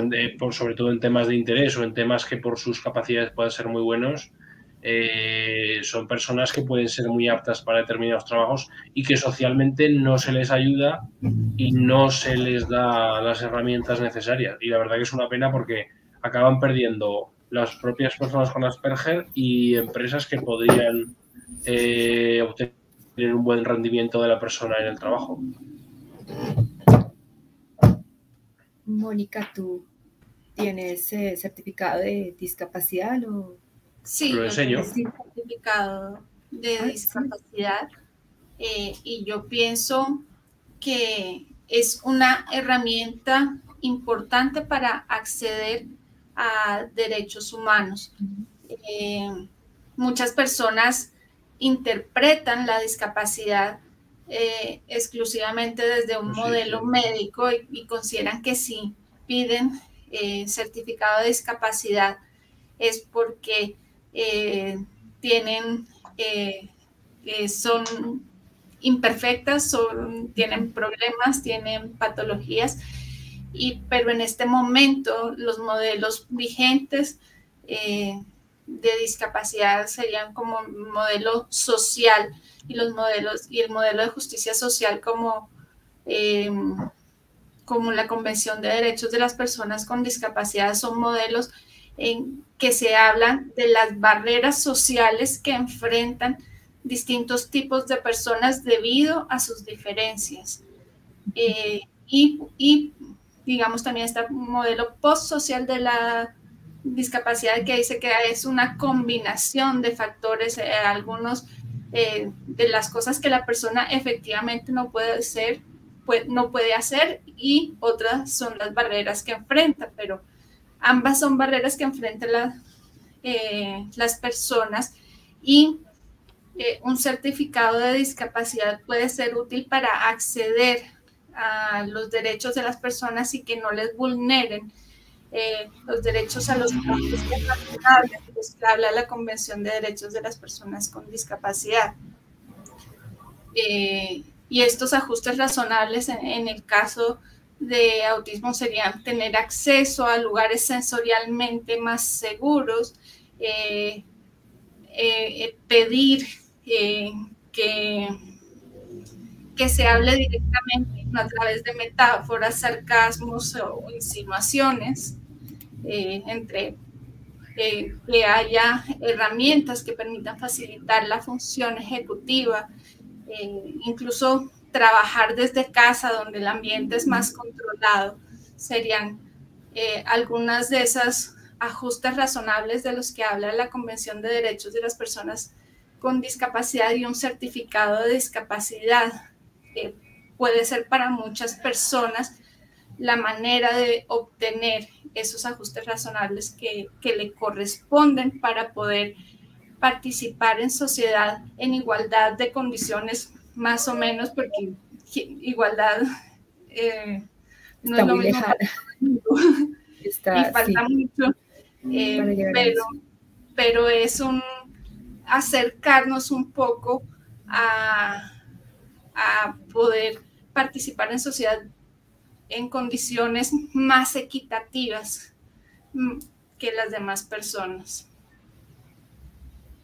Ok, y Rodrigo, ¿tenías ahí algo que decir? Sí, rapidito. No tendría por qué ser así. O sea, ¿por qué tenemos que tener esto para tener derechos humanos? O sea, no tiene por qué ser así. Lamentablemente, pues. Pero yo creo que es una reflexión. Exacto, o sea, ¿por qué tenemos que tener trabajo extra por algo que tendría que ser universal como es un derecho humano? Es absurdo, pero qué asco. Bueno, ni modo, yo solo queda rápidamente dar esta pequeña reflexión rapidita y creo que podemos seguir con el siguiente tema o pregunta. Diego, falta la opinión. Falta yo. Te digo, Jonathan, ¿tú tienes certificado de discapacidad? Nunca te he preguntado. ¿Tú lo sí, tienes? sí lo tengo. Sí lo tengo y pues mamá me lo sacó porque, bueno, resulta que a mí me ha costado mantener un empleo. Bueno, he tenido 2 empleos, pero han sido empleos de corta duración. Aparte de todo, pues sí, eso, estuve mucho tiempo intentando buscar trabajo, todo eso. Y pues mamá pues lo sacó básicamente pues para que yo pudiera, pues en el caso de la EPS, pues poder ser beneficiario de ella. Y si da el caso, bueno, de ser posible pues también poder pues tener la pensión de mi mamá cuando yo fallezca. Pero otra cosa para la que me ha servido ese certificado pues es para, bueno, al menos acá en Colombia no da muchos beneficios, la verdad. Excepto que hayan programas específicos para personas con discapacidad, que para poder no ser beneficiario sí hay que mostrar el certificado, pero de resto no más. Por ejemplo, yo con el certificado pude acceder rápidamente a la vacuna contra el COVID. O sea, en una época cuando las personas de mi rango de edad no las estaban vacunando. A mí me vacunaron más rápidamente. Sí, fue uno de los beneficios que yo vi que por primera vez, dije, por primera vez el autismo tiene un beneficio, lo van a vacunar primer amigo. En el caso de Sebastián, de mi hijo, no buscaba el certificado de discapacidad, tenía que buscar el certificado de incapacidad, que era como un certificado que decía qué porcentaje de incapacidad tiene para poder declararse discapacitado, digamos. Entonces uno buscaba que fuera el 55%, creo que es, o 60%, y eso me pareció devastador porque era demostrar que mi hijo tenía mucha discapacidad para que no lo sacaran del sistema de salud. O sea, es triste tener que usar una condición para poder acceder a ciertos servicios, a ti para continuar siendo beneficiario de un servicio de salud o para poder acceder a ciertos servicios. Entonces es como una herramienta y a mí sí se me hace también, pienso igual que Rodrigo, que triste es que se tenga que utilizar una certificación para poder acceder, pero lo que dice Mónica también es necesario para validar derechos porque si no, no hay otra forma en una sociedad tan excluyente como esta. A lo que hoy también con personas que ven el autismo como quieren verlo solo como yo soy diferente, no soy discapacitado, pero yo creo que al decir eso, uno no es tan, para recibir un diagnóstico de autismo tienes que demostrar que estás enfrentando distintas barreras sociales, actitudinales, entonces de alguna manera necesitas enfrentar barreras, que es la definición actual de discapacidad. Entonces no están entendiendo lo que conlleva un diagnóstico de autismo y lo que conlleva las definiciones actuales de discapacidad, que van más desde lo social y de las barreras que se enfrentan. Y enfrentamos barreras sociales diariamente, y si no, probablemente no se tendría un diagnóstico si una persona no está enfrentando barreras. A pesar de que hayan leyes y convención y todo esto, siguen habiendo barreras. Por ejemplo, digamos con el porcentaje de discapacidad, veía a Diego en el video donde hablaste de funciones ejecutivas.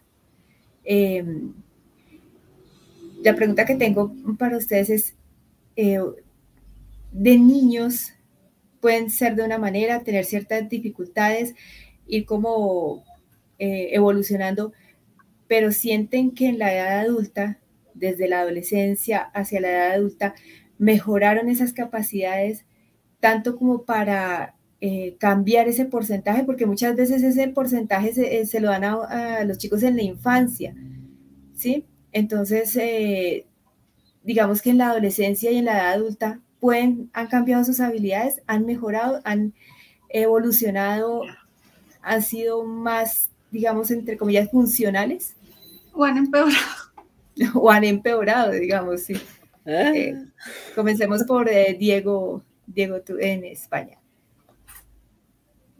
¿Ha mejorado, ha evolucionado? Yo he mejorado en prácticamente todas las dificultades que tiene el Asperger, pero sí que es verdad que lo comenté el otro día en el directo con Diego y tal, que para mí, como de las dos partes, cuando se habla de autismo, de síndrome de Asperger, que te dice el DSM, que es una que es todo lo que tiene relación con con el déficit de la interacción social y demás, y luego la otra, que es todo lo que tiene relación con la rigidez mental, las rutinas y demás. Para mí es más fácil de mejorar y es más fácil de ser menos discapacitado, por decirlo así, que no se me malentienda, de mejorar en la parte social. Y mejorar el tema de las rutinas, de la rigidez de las funciones ejecutivas, es más complicado y para mí, en mi opinión, es más importante de tratar incluso que la interacción social. Porque eso, aparte de que es muy limitante para la propia persona, causa mucha ansiedad y también a nivel social limita más de lo que parece. O sea, ya se lo dije y tal, que para mí las funciones ejecutivas eran la base del autismo, la base de lo que hay que tratar en el autismo. Pero yo creo que sí, yo creo que se puede mejorar muchísimo y a mí me reconocer la discapacidad de forma, no sé si a vosotros os hacen como que cada X tiempo te tienes que hacer una revisión, pero a mí en mi país no me lo hicieron porque se entiende que el síndrome de Asperger o el autismo es un trastorno crónico y no tiene cura médica como tal, y entonces me la reconocieron, por decirlo así, de por vida. Pero sí que es verdad que yo creo que se puede mejorar mucho y ahí ya entra un poco pues la propia persona, quien se lo trate, el interés que ponga y demás, pero sí que tiene mucho margen de mejorar, en mi opinión. Ok, tú, Rodrigo, ¿mejoraste desde la infancia hasta esta época? Sabes, es que es tan irónico, es muy irónico porque sí y no. Sí he mejorado muchas cosas, he pulido mis habilidades sociales, entiendo algunas cosas en doble sentido, los chistes, las bromas, sin embargo, los resultados son prácticamente los mismos. Y voy a explicar más o menos por qué. Yo tengo una gran capacidad de introspección. Y de chiquito, por ejemplo, yo fingía que sabía de cosas que realmente no sabía para encajar. Por ejemplo, muchos niños hablaban de Harry Potter, y viví la época de Harry Potter. Yo nunca en la vida vi Harry Potter, lamento si decepciona a alguien, y yo con lo poquito que escuchaba, pues me las apañaba para conversar, ¿no? Sí, que Voldemort es aquí y allá, lo que sea. Entonces, en algún punto, los chicos de mi edad sabían de que yo estaba mintiendo o decía cosas raras, ¿no? Y yo me ponía nervioso.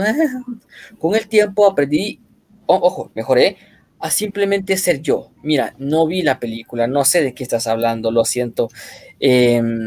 Ya no fingir ser algo que no soy. Sin embargo, pues sigo solo. ¿Y por qué? Porque yo considero de que a lo largo de los años yo he adquirido mucha salud mental después de muchas cosas que me han pasado. Entonces, me he topado con neurotípicos con muchos mecanismos de defensa, que a la mínima que ven algo que no les gusta, sacan las uñas. El mecanismo de defensa de proyección, de negación, de justificación sobre todo. El Asperger de por sí es muy sincero, y muy sincero hasta los huesos, y a veces ofendemos sin querer. Entonces yo puedo decirle algo a la gente que los ofenda, a veces sin querer, y la gente en vez de ser madura o en vez de comprender que tenemos Asperger, en vez de ser tan comprensivos como con alguien con síndrome de Down, se enojan, se alejan. Ejemplos, yo he llegado a ser muy sincero, muy crudo. Me tocó conocer a una persona con cáncer. Yo llego, le doy la mano, lo primero que digo es, ¿qué tal? Buenas tardes, mire, se va a morir. Y así de crudo. Entonces la gente se queda como, ¿qué le pasa? Me tachan de lo que sea, me tachan de loco, me tachan de abusivo. Ok, aprendo entonces a no decir eso. Pero entonces tú, neurotípico, aprende a que un Asperger puede llegar a decir ese tipo de cosas. El neurotípico, al menos en mi país o con las personas con las que me he relacionado, no tienen ese nivel de comprensión o no quieren comprender qué es lo malo. Entonces, de mi lado, de mi parte, yo siento que sí he avanzado mucho a ser más sincero, a ser más, ¿cómo se llama esto? A decir las cosas en el momento indicado, asertivo, a ser más asertivo, a decir las cosas en el momento indicado, de la forma indicada, pero aún con ese neurotípico que siento que es el enfermo, por muy feo que suene, es el que tiene cosas que resolver y en su afán de orgullo o de tapar sus inseguridades dicen, no, no, no, tú eres el enfermo, tú eres el que tiene que ver qué hace, tú eres el que eres distinto, así que no me vengas con tonterías. Y lo estoy diciendo de forma amable, pero realmente me han dicho eso de muchas formas bastante feas y groseras. Así que en resumidas cuentas, sí, yo siento que sí he avanzado mucho con respecto a Rodrigo de niño, Rodrigo del pasado. He aprendido a escuchar, he aprendido a no ser tan arrogante y a admitir mis errores. Y sin embargo, eso mismo me ha dado la capacidad de ver que es el otro el que está mal y el que no admite error o haga una corrección. Así que sí, yo sí he avanzado, pero los resultados son los mismos, pero esos resultados ya no son culpa mía. Mónica. En mi caso, yo creo que han sido etapas no lo llamo de mejorar o de empeorar, sino de vivir en un estado de bienestar o un estado de malestar. Y ha dependido muchísimo de la flexibilidad que tenga para adaptar mi entorno, para poder ser la mejor versión de mí misma, de alguna manera, la versión más que mejor, la más auténtica. Si yo tengo esa autonomía para adaptar mi entorno o un entorno que pone de su parte y se flexibiliza para que yo pueda participar activamente, yo puedo estar puedo participar más y dar más de mí a la sociedad. Pero han sido etapas, como dicen por ahí, es una discapacidad dinámica y puede cambiar de un día para otro, y hay días en que no soy capaz de hacer nada, y hay días que puedo hacer todo lo que no hice en 3 días anteriores en mediodía. Entonces,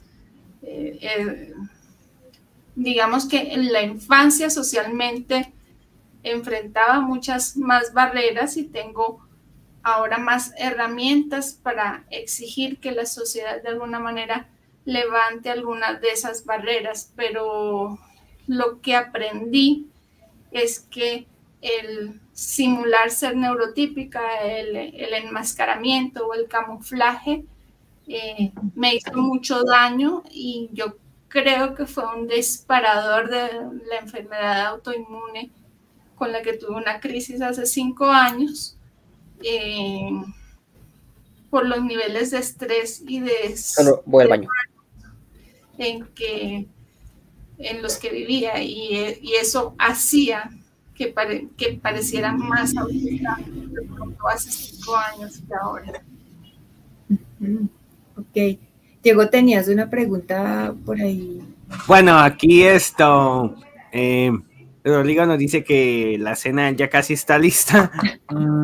Sí, ¿no? Y que también estamos en horario de madrugada con Diego y... Tú dime. Aquí hay una pregunta muy importante por acá que nos planteó Pedro y que tiene que ver directamente con el tema de hoy, es esta. Dice, sobre el tema de acceso a servicios de salud, ¿cómo está el tema de acceso a esos servicios en sus comunidades? ¿Qué ponen ustedes a mejorar en ese aspecto? Esa pregunta, pues, no quería dejarla pasar antes de que Rodrigo se tenga también, que ir. Sí, y yo también. Aparte, con la pregunta de Pedro, eso, ¿cómo es el acceso a la salud? Sobre todo yo pondría la salud mental, que he visto que es supremamente difícil. ¿Cómo es el tema de acceso a la salud mental sobre todo? Empecemos con Diego, ¿tú? ¿Yo?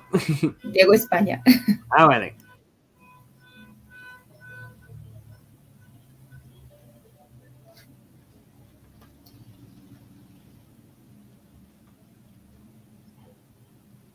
No sé si se cayó la... ¿Sabes? ¿Estás ahí?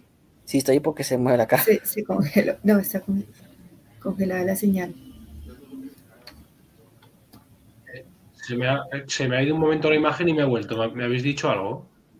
Sí, estamos en la pregunta de Pedro Samayoa, que nos pregunta desde Guatemala sobre el tema de acceso a servicios de salud. ¿Cómo está el tema de acceso a esos servicios en sus comunidades y qué proponen ustedes para mejorar ese aspecto? Yo hago como una acotación sobre salud mental también, ¿cómo les ha ido con eso?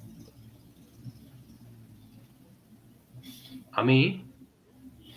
Diego, comienza tú. Sí, vale. Que sí. Ahí Vale. dejo la pregunta, Diego. A ver, yo en mi país lo que hacen básicamente con a nivel... ¿Se me oye? Sí. Sí, perfecto. En mi país todo lo que es psiquiatría por la seguridad social es como si no existiese, o sea, están para tratar ya temas muy severos e incluso para eso tienen mucha lista de espera, pues eso, autistas severos, esquizofrenias muy graves y demás. Sí que es verdad que lo que son las asociaciones Asperger en las grandes ciudades tienen como unas cuotas de psicólogo y de algunos servicios más baratas que si te vas a un psicólogo particular, pero aún así sigue siendo bastante caro si te quieres tratar en profundidad y quieres tener un buen servicio de asesoramiento y de tratamiento de todo lo que es Asperger. Entonces, pues bueno, sí que es verdad que yo he hecho en falta, y además es algo que tampoco sería muy caro, ni nada del otro mundo, que las asociaciones de Asperger o de autismo bueno, en este caso lo que nos toca, no sé en vuestro país, pero podrían tener algún servicio de acceso a bibliografía o de biblioteca, por decirlo así, para que pudieses acceder a libros o alquilar libros para leerlos por tu cuenta acerca del Asperger. Porque yo, por ejemplo, todos los libros que tengo me los he tenido que comprar yo y he comprado muchísimos libros de Asperger, de autismo y he leído mucho, pero no estaría mal tener un servicio ahí de alquiler de bibliografía. Mónica, ¿tú cómo te ha ido en Colombia con el servicio de salud? Ha sido, digamos, con todo este tema de mi enfermedad autoinmune, que tuve una parálisis del ojo, que tuve un hipertiroidismo que derivó en que terminé en urgencias por taquicardia, porque ya empezaba a afectar el corazón. Y para el tratamiento y todo lo que necesitaba me tocó hacer muchos trámites y a mí los trámites se me dificultan mucho y necesité poner acción de tutela, uno para que me cubrieran un medicamento que cada dosis costaba varios millones de pesos y tenía que ponérmela mensualmente. La EPS no me la cubría. También me tocó poner tutela porque como tuve una incapacidad prolongada, entonces no se decidían quién debía pagarme y entonces estuvieron sin pagarme más de un año porque ya no le correspondía a la empresa, pero la EPS paga de tantos días a tantos días y el fondo de pensiones de ahí en adelante y por eso también me tocó pasar por un proceso de calificación de invalidez que además es súper violento porque me imagino que asumen que las personas pasan por ese proceso porque no quieren trabajar y quieren pensionarse jóvenes, pero debido a mí me estaban mandando a ese proceso de calificación de invalidez porque es el proceso legal que corresponde. Burocrático, sí. Los abogados corruptos para poder ayudarme me pedían plata por debajo de cuerda. Entonces, para mí todo ese proceso fue muy desgastante, fue muy violento por no seguir en ese proceso, dejaron de pagarme varios meses de salario. Me tocó pagar de mi cuenta algunas de las dosis del medicamento, porque no estaba en la capacidad de seguir esos procedimientos y de que me mandaran de aquí para allá, que no me dieran instrucciones claras, que se negaran a darme las instrucciones por escrito, que se negaran a permitirme grabar la conversación. Me imagino que por miedo a represalias, pero cuando uno necesita la información clara para poder proceder, es muy complicado y termina uno perdiendo oportunidades. Y a nivel de salud mental, yo ya me rendí. A no ser que tenga una crisis muy grave, yo pienso que la mayoría de psicólogos y psiquiatras no tienen la formación suficiente en el país para darnos herramientas de apoyo a las personas autistas. Totalmente de acuerdo. ¿Quién me falta? Rodrigo, ¿tú ya comentaste? No, de hecho, bueno, aquí tengo un montón de cosas para mostrar, pero como que ya hay hambre, entonces vamos a ir rápidamente a esto. Aquí en Guatemala, la salud pública, bueno, y perdón si ofendo a alguien, pero es que es una basura. ¿Por qué? Bueno, no solamente lo digo yo, también lo dice la OPS, la Organización Panamericana de la Salud. Realmente los accesos son muy precarios, únicamente en los lugares más urbanos. Bueno, hablé por Guatemala. Hay infraestructura de salud pública y en muchas ocasiones son atendidos por doctores practicantes, en donde tampoco hay mucho medicamento distribuido. Es más, si me permiten presentar aquí rapidito, así solo para terminar. Aquí está la pantalla. Aquí van a ver algunas cuestiones de mi país. ¿Se está viendo? ¿Se mira? ¿Diego? No se ve, no se ve. Rayos. No, ahí está. Gracias. Ahí está. Bueno, dejemos eso de lado. Aquí tenía algunas cuestiones en cuanto a lo que es Guatemala, ¿no? Situación de salud, que por mí que estaba preparado. Leeré básicamente... sí, yo me preparo para esto. Bueno, vamos a leer el segundo parrafito rápidamente. La situación de salud es desigual, mostrando peores indicadores en las áreas con mayor población indígena, rural y pobre. La mortalidad materna es 2.0 veces mayor en la población indígena que la no indígena. La nutrición crónica en niños es la nutrición crónica en niños menores de 5 años es 1.8 veces mayor en indígenas que no indígenas. Los municipios son menor concentración de pobreza, menor ruralidad y menor porcentaje de población indígena, concentran la mayor cantidad de infraestructura física de servicios de salud. Ok, aquí tengo también una noticia. Esta no es. Nuestro Hospital Nacional. Aquí lo tenemos. Poca capacidad de gestión provoca la falta de medicina en el hospital general. Básicamente no hay medicamentos, aquí los doctores están protestando, se dan cuenta que lo que es la salud pública en Guatemala no es la mejor, ¿no? Mercado no sé problema. A principio de enero para hacer, hay un presupuesto de 121 millones de quetzales, que es la moneda del país, como parte de los fondos de la ley de emergencia que aprobó el Congreso, pero solo se ejecutó el 43.46%. Alrededor de 68 millones que pudieron servir para comprar medicinas faltantes no se utilizó. ¿Qué pasa con esto? El poco presupuesto que hay ni siquiera se utiliza por completo, ni siquiera se usa el 50%, y por lo que estoy viendo por aquí, no, este no es.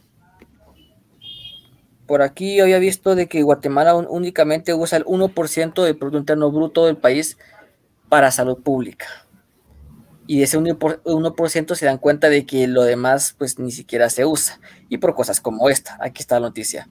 Hubo un caso básicamente en donde el Ministerio Público aquí en Guatemala habían 16 acusados, en los que esos 16 acusados otorgaron de forma fraudulenta un contrato de más de 116 millones de quetzales a la empresa de origen mexicano Droguerías Pisa. Así que en eso se puede ir también el dinero del pueblo, en contratos debajo de agua, en lo que es fraude, en lo que fraude se refiere.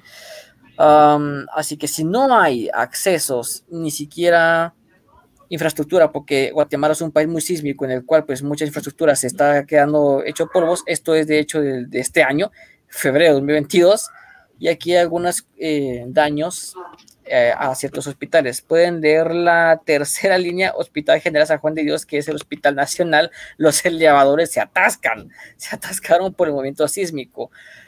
Pero aquí quería con todo esto, damas y caballeros, si para lo que es la salud en general estamos así de jodidos, no hay siquiera la más mínima remota posibilidad de que el Asperger caiga aquí. Entonces, en lo que es el Asperger, voy a dejar de compartir pantalla. Lo que el Asperger se refiere, estamos pero mega olvidados. Gracias a 3 personas que hace 10 años, justamente en el año 2012, tuvieron el corazón de decir, no es posible de que no haya nada que tenga que ver con Asperger en Guatemala, con ayuda de mamás y de su propio bolsillo, abrieron lo que es Aspergua. Ay, como no lo mostré, aprovechando que está en la pantalla ahí. Bueno, Aspergua es una organización sin fines de lucro, la cual es la única en Guatemala, y es más, creo que es la única en Centroamérica, la cual se encarga por velar por el bienestar de las personas con Asperger, de las cuales yo estoy orgullosamente participando. Es básicamente una pequeña gran casa, si este término existe, en la cual hacemos actividades también lúdicas, en las cuales podemos tener terapia de grupo, nos sentimos pertenecientes a un grupo, lo cual es bastante importante, pero si no es por Aspergua, se pueden dar cuenta de que no tenemos cabida alguna en este país, no, es invisible el Asperger en este lugar.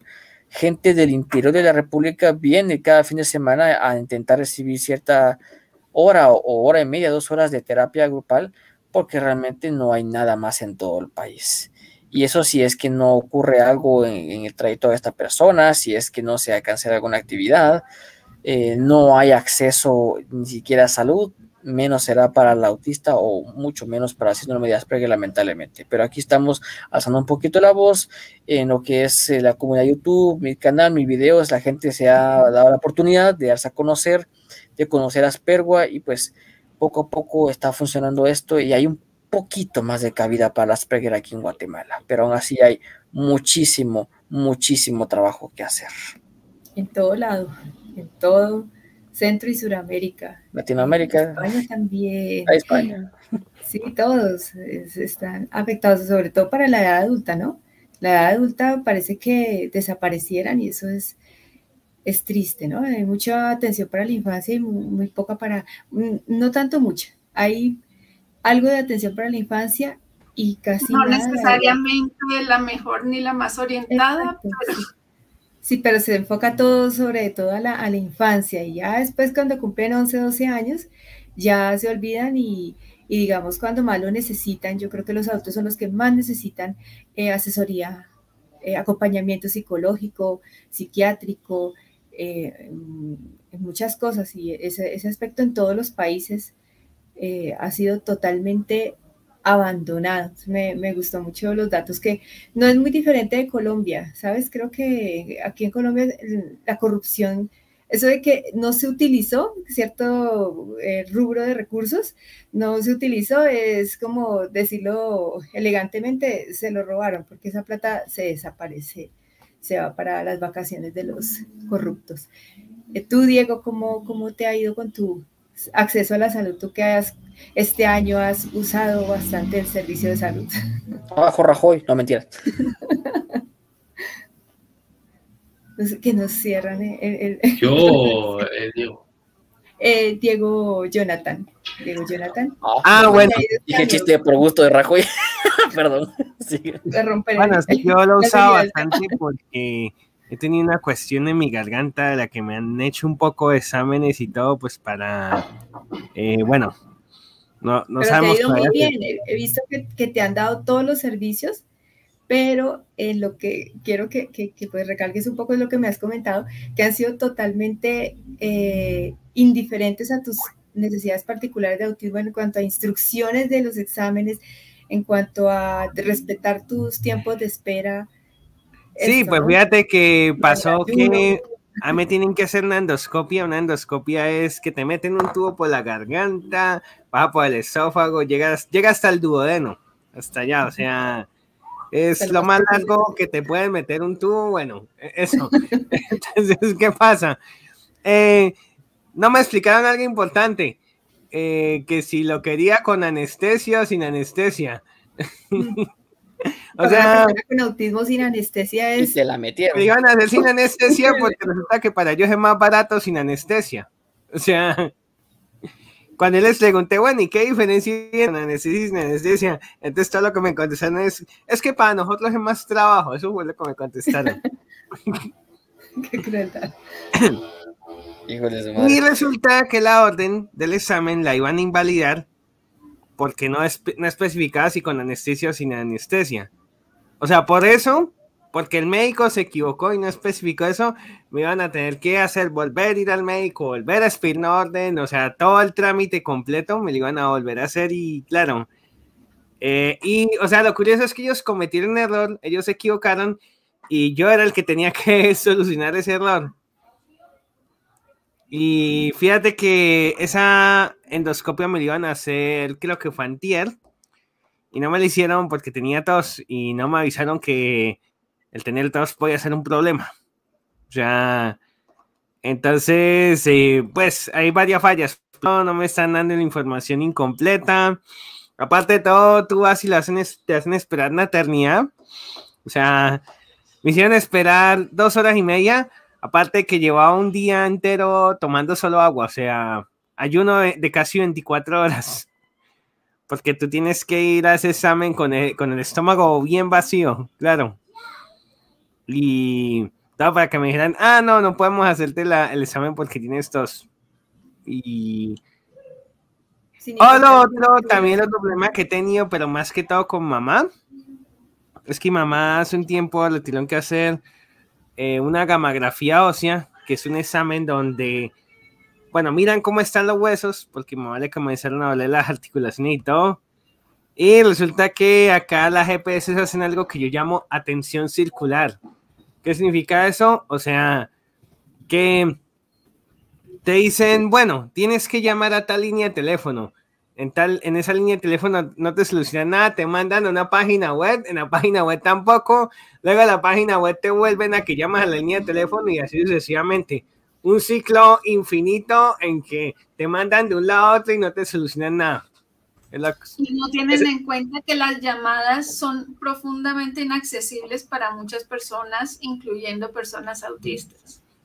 Y las instrucciones también, las instrucciones totalmente ambiguas y generalizan, tiempos de espera los generalizan, e incluso lo que yo alguna vez comenté, que el hecho de que si una persona con autismo se altera, tiene una crisis, en el consultorio inmediatamente es peligroso para el médico, entonces tiene que llevarlo, aislarlo, entonces tienen que hacer un protocolo de salud mental que es aislarlo, llevarlo a un sitio donde lo manejen como un estado de exacerbación o locura, digámoslo así.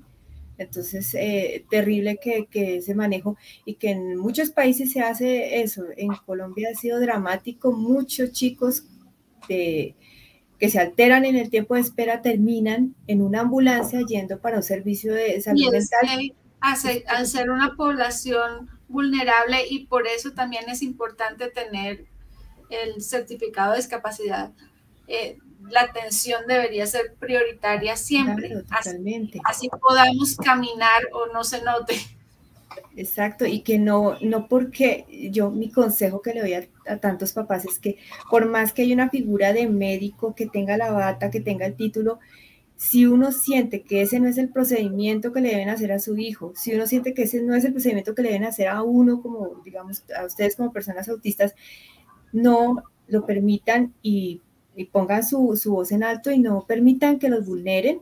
Y usar las herramientas que tiene el Estado, poner cosas de... Derechos de petición, demandas. Las PQRs en las EPS y en donde lo atiendan a uno mal, porque es también la manera de obligarlos a capacitarse en cómo atender a la población autista. Claro que sí, ¿no? Y sobre todo los papás, los papás y mamás, ser muy defensores de sus hijos, no sucumban ante como la eminencia aparente del médico y no, como que no quedarse callados, sino no me gusta esto y así no son las cosas. Y yo tuve que salir con mi hijo del centro médico y en medio de un escándalo y huir de ahí porque no quería ese procedimiento para mi hijo y lo tengo que defender. Entonces siempre defiendan a sus hijos por encima de lo que digan los médicos. O sea, la intuición de uno sabe cuando algo no anda bien, entonces defiéndanlos. Y realizar las historias clínicas, porque a mí me ha pasado que después en la historia clínica los médicos describen unas cosas completamente diferentes a la que uno a lo que sucedió durante la consulta o a lo que uno describió sobre las situaciones de su vida. Claro, eso es primordial, bastante importante. Tú dirás, Diego, si hacemos la última pregunta para cerrar o tú eres el dueño del StreamYard y del canal. Pues sí, ya se nos está acabando el tiempo prácticamente, sí. Ya creo que Rodrigo tiene hambre. No, y mi hijo también está pidiéndome una pizza. Y creo que Diego debe tener ya mucho sueño. Sí. Son las 2 de la mañana ya creo yo, Dios mío. Gracias, Diego. A mí lo que me pasa es que estoy tomando antidepresivos y a veces bostezo porque son efectos secundarios, pero no es por nada. Bueno, yo porque tengo sueño. Ok, sí. Entonces, pues la última pregunta, no sé, la última y nos vamos a comer y a dormir. ¿Qué quieren? ¿Qué les gustaría? ¿Cómo les gustaría que fueran los servicios de salud? Si quieren incluir como que fuera la sociedad en general, ¿qué les gustaría que sucediera si existiera la magia o si existiera las cosas se alinearan los planetas y pudieran suceder cosas mejores para las personas con autismo? ¿Qué desearían ustedes? Empezamos con Diego en España.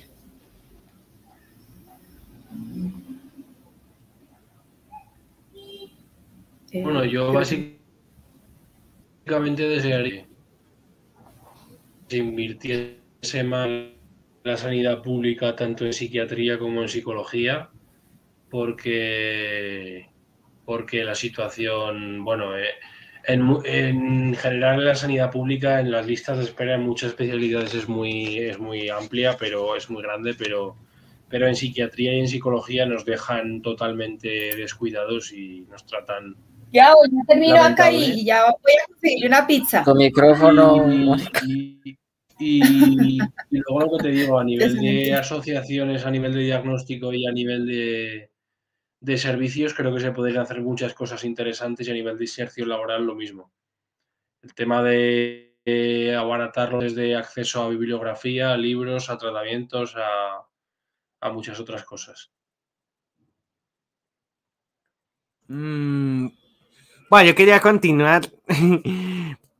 Bueno, yo creo que una de las cosas que necesita el sistema de salud es dar un trato más humano a las personas, o sea, porque como les decía al principio, como que todo se centra en el diagnóstico y como que todo se queda ahí. O sea, el sistema de salud debería primero que todo dar un trato más integral, y lo segundo que yo diría es como eliminar tanta tramitología, porque a veces parece, al menos aquí en Colombia, parece que el sistema de salud estuviera diseñado de una manera de que los que tienen mejor atención o son los que tienen más dinero, los que pueden, por ejemplo, pagar medicina prepagada. Bueno, es que para los que no saben cómo funciona el sistema de salud de Colombia, aquí lo manejan varias entidades privadas llamadas EPS, y esas entidades, aparte de la salud básica, ofrecen, digamos, como unos planes más los que hay que pagar y todo esto. ¿Y qué esto? Espera que mamá me distrajo. Bueno, son, digamos, como unos planes premium, entre comillas. Y sí, o sea, eso ha hecho que la salud se haya vuelto como prácticamente un negocio. Y lo que pasa ahí es que para estas entidades, pues, como que la prioridad es el dinero que el bienestar del paciente. Entonces, yo digo que eso hace falta cambiarlo. Básicamente esas dos cosas. Si... Bueno, voy entonces así rapidito. Ok, veo que estamos en la misma página en cuanto a lo que son las organizaciones, o sea, Dios mío, es que no pedir, mejor dicho. Hay tanto que pedir. Primero que el presupuesto, pues realmente se vea que se está utilizando de buena forma, ¿no? Y que no desaparezca de nada o que se utilicen puras burradas. Recuerdo que se utilizó parte del ¿cómo se llama esto? Del presupuesto en una fuente para el hospital y no en otra cosa. Ahora en cuanto a las personas se refiere, tal vez así como se intenta tener comprensión para con otras personas con discapacidad visual, auditiva, a una persona sin piernas, sin brazos, alguien con síndrome de Down, que está ese pensamiento de, pobrecito, echémosle la mano, ayudémosle, ¿por qué no también con nosotros?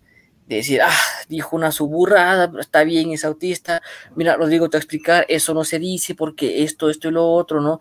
Y ya está, en vez de contestarnos con hostilidades y de tratarnos como basura, como ve ahí que se puso un comentario.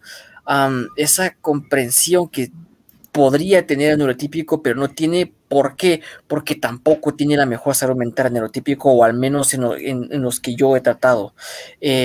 Vamos juntos de la mano, o sea, yo tengo muchas cosas que pulir en cuanto a lo social, mi estatus social. Un momento. Entonces, eso, para principiar, tanto en instituciones como con las demás personas. Comprensión, amabilidad, humanidad entre nosotros mismos.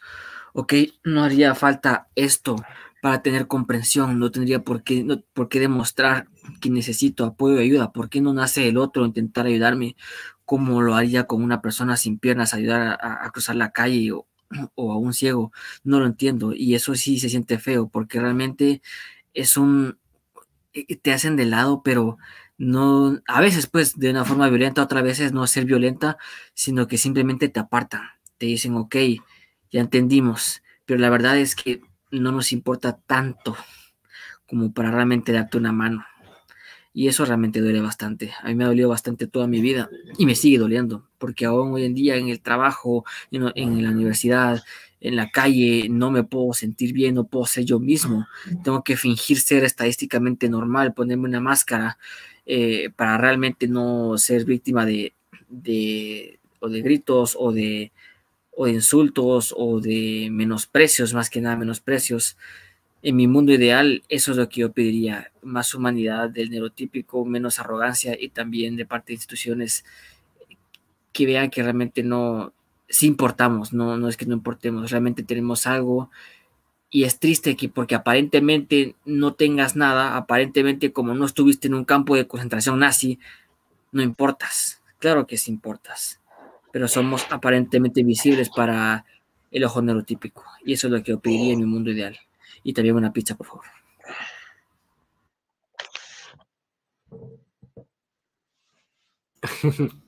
Hola. Siguiente, Pizza. vamos.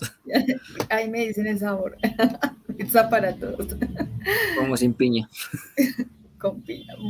Mónica, ¿qué pedirías? ¿Qué desearías de este sistema? No de pizza, ¿eh? Y de pizza sería, no, yo pediría accesibilidad, sí, que no se requieran legislaciones especiales para asegurar nuestros derechos humanos y una justicia social. Y pediría también que la investigación sobre autismo fuera investigación participativa, no solo lo que interpretan de nosotros los gurús, sino que nos pregunten qué mejoraría nuestra calidad de vida. Perfecto. Yo qué pediría para aparte de la pizza. Me escucharon hasta la pizzería, qué vergüenza con usted. Yo creo que lo que más, lo que dice Rodrigo, más humanidad, más lo que dice Mónica, más accesibilidad y sobre todo que no dejen por fuera ciertos grupos dentro del espectro, ¿no? Entonces que no dejen por fuera a las personas que son no verbales o preverbales, que ellos también tienen voz y no necesariamente tiene que ser que sean nuestra voz, ¿no? O yo soy la voz de, ellos tienen formas de comunicarse y de decir lo que necesitan a su manera, intentemos entender su idioma, su forma de decir las cosas, para que no los dejemos por fuera de esa posibilidad de decidir. A veces cuando estamos en el consultorio médico con nuestros hijos, el médico no le habla a nuestro hijo, sino nos pregunta a nosotros como si no existieran ahí, como si no estuvieran al lado, como si fueran ahí como una silla más del consultorio, ¿sí? Entonces, es también importante que los médicos aprendan, los profesionales, a dirigirse a la persona que va a consulta, que es la persona autista. Ya he visto que hay mucho avance en eso.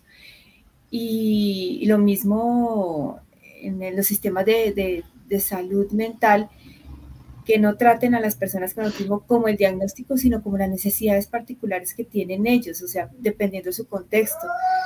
Que pregunten qué es lo que sienten, qué necesitan. Por allá el que gritó fue mi hijo, ya llamándome.